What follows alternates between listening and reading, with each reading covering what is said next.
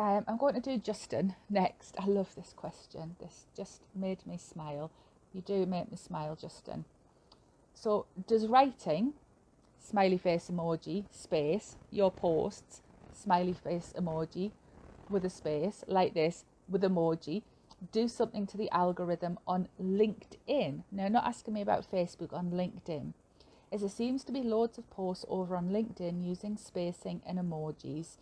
And on that front, does a reply using emoji do something, as I've seen loads asking for replies to include them? So there's two things.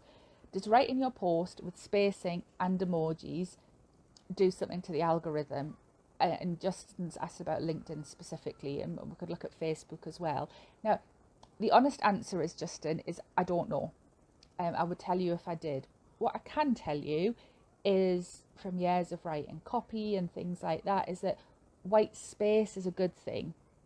So the hard thing is that you want to have white space on your post so that your messages and your key messages are clearly defined, because you tend not to have the editing capability in social media posts that you do on, say, a blog or in a Word document. So spacing can help. But obviously, if you've written a few paragraphs and your key message is below the fold, where people have to click to read more, there's a chance that people miss your message. So it's a bit of a pain in the bum.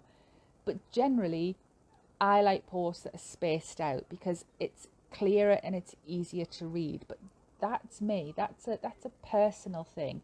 I find LinkedIn actually just really cluttered as a platform. I quite struggle with it. And I know for your new business, it's probably quite important to you, but I quite struggle with it.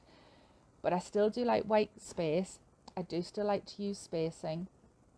And as for emojis, let's talk about emojis within content. Do emojis on LinkedIn help boost posts? You would think it would go the other way, wouldn't you, on LinkedIn, it being sort of more corporate and businessy. I like an emoji because I think people they infer tone in your post, and they will take a tone that you might not have meant. You might have meant to come across as funny, you might have meant to come across as caring, as emotional, and you might just come across as like total like evil, horrible witch, because that's the tone that somebody has inferred. Emojis allow you to show I was being humorous, I was giving a cuddle, I was being daft, I'm sending love. But I think they can be overused, a bit like, the 27 exclamation marks. You can overuse them. So if you look at my content, I near always use the pink double heart, and I use the little smiley emoji with the 3 little hearts around it. And my brand, Michelle Rose Marketing, with Love Your Marketing, it's hearts. The Love Your Marketing is so important to me. So hearts are part of my brand. So the idea being, I've got nicely spaced posts, it's easy to read, and I have those hearts, and people will start to recognise, oh, that's one of Michelle's posts. Even as they're scrolling, they'll see the hearts, and it's that sort of subconscious reminder that, sorry, the phone's shaky, it's because I'm getting excited and jiggling about.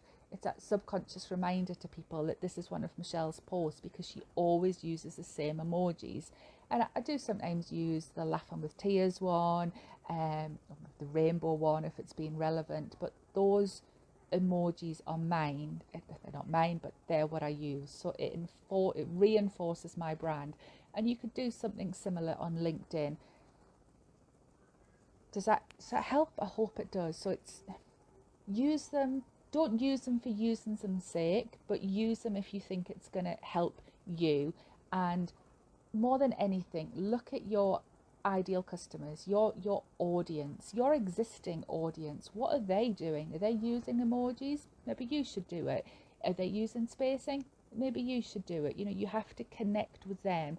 So look at your audience, look at the vibe, the feeling, the culture there, and replicate that without losing you.